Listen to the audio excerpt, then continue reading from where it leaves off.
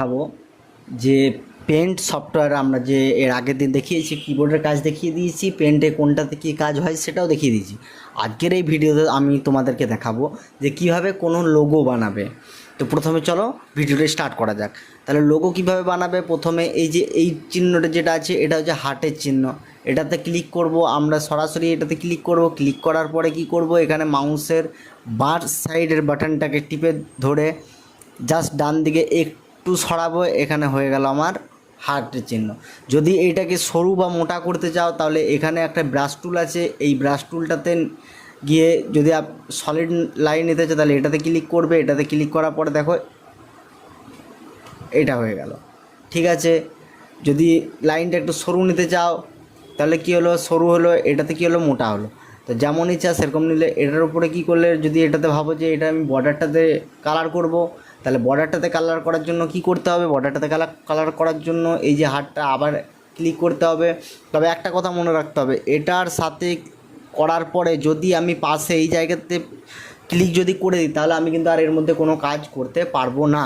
তাহলে বর্ডারে যদি কোনো কিছু কালার করতে যাই তাহলে এটার সাথে আমাকে এখানে যে কোনো একটা কালার আমাকে চুজ করতে হবে, গ্রিন, ইয়েলো, রেড, পার্পল, যেটা ইচ্ছা, ঠিক আছে। তাহলে আমি এখানে লাল, যেহেতু হার্ট লাল, তাই আমি এখানে লালটা চুজ করে নেব। চুজ করে নেওয়ার পরে এবারে কি করব, আমাকে এই অংশটাতে আমাকে কি করতে হবে, এই অংশটাতে আমাকে পুরো লাল ভরতে হবে, ঠিক আছে। তাহলে এই অংশটাতে ভরার জন্য কি করব, আমাদের সিম্পল। প্রথমে আমি কি করব, প্রথমে আমি এই যে এখানে যেটা আছে দেখতে পাচ্ছ ফিল, এই অপশানে ক্লিক করব। এখানে ক্লিক করার পর আমি এটাতে ক্লিক করব। এটাতে ক্লিক করার পর আমি এখানে ক্লিক করে দেবো। এই হয়ে গেল আমার গোটা অংশটা রেড মানে লাল, ঠিক আছে। এটা হয়ে গেল। Ctrl+Z ক্লিক করব, এটা আবার আমার দেখো সব মুছে যাবে, ঠিক আছে। Ctrl+Z-এ ধরো আমি এটা লাভ নিলাম, এটা এরকম করলাম, ঠিক আছে। আমার এটা ভুল, বা ধরো আমি কালারটা চেঞ্জ করে নিলাম, কিন্তু না আমার তো লাল কালারটাই আমার পছন্দ হচ্ছিলো, তখন আমি কি করব, Ctrl+Z মেরে দেবো, এটা পুরোটা চলে যাবে। আবার আমি সেভ করব, সেভটা নিয়ে নেব, এটাতে লাল ক্লিক করব। সেরকমই তুমি যদি কোনো অন্য করতে চাও, এখানের মধ্যে ডিজাইন আছে, সেই ডিজাইন তোমাকে সিলেক্ট করে সেই জায়গাতে তোমাকে করতে হবে, ঠিক আছে। তাহলে এগুলোর কাজ তো সব এটাতে সরু বা মোটা, বর্ডারটা সরু মোটা করার জন্য এটাতে ক্লিক করবে। এটাতে ক্লিক করার পরে 2 গুণ, 3 গুণ, 5 গুণ, 8 গুণ, আমার যেটা ইচ্ছা আমি সেটা করব। এটা হলো বর্ডারটা।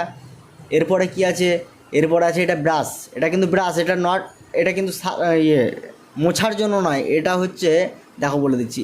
এটা যদি সিলেক্ট করো তুমি তাহলে দেখো এখানে ক্লিক করে টিপে ধরে কাজ করলে দেখা যাবে হালকা করেছে, কিন্তু মুছতে যদি যাও তাহলে তোমাকে এটা ক্লিক করতে হবে। এটা ক্লিক করার পরে এই যে এখানে লাল আছে, এখানে দেখো আমি যদি কন্ট্রোলের সাথে প্লাস দেবো তাহলে এটা বড় হবে, আর কন্ট্রোলের সাথে মাইনাস করলে এটা ছোটো হবে। তাহলে কন্ট্রোলের সাথে প্লাস করলাম, দেখো এখানে কিন্তু আমি যদি টিপে করি তাহলে দেখো পুরো মুছে যাচ্ছে, ঠিক আছে। তাহলে পেন্টের কাজ এত দূরই। এটাতে তো জুম ইন, জুম আউট, এটাতে তো এতে ক্লিক করলে, এখানে ক্লিক করলে তাহলে লেখা হবে। এগুলো তো সব আগে দেখিয়ে দিয়েছি। এই যে কালারটা চেঞ্জ হচ্ছে না, কালারটা চেঞ্জ করতে গেলে কী করতে হবে, আমাকে এই জায়গাতে কালোটা সিলেক্ট করে নিতে হবে। এবারে দেখো আমার লেখাটা কালো। আবার এখানে আমি যদি ইয়েলো সিলেক্ট করি, আমার লেখাটা ইয়েলো হবে, ঠিক আছে। তাহলে পেন্টের কাজ আপাতত এই অবধি শেষ করা হলো আজকে। এরপরে দেখাবো নোটপ্যাডের কাজ।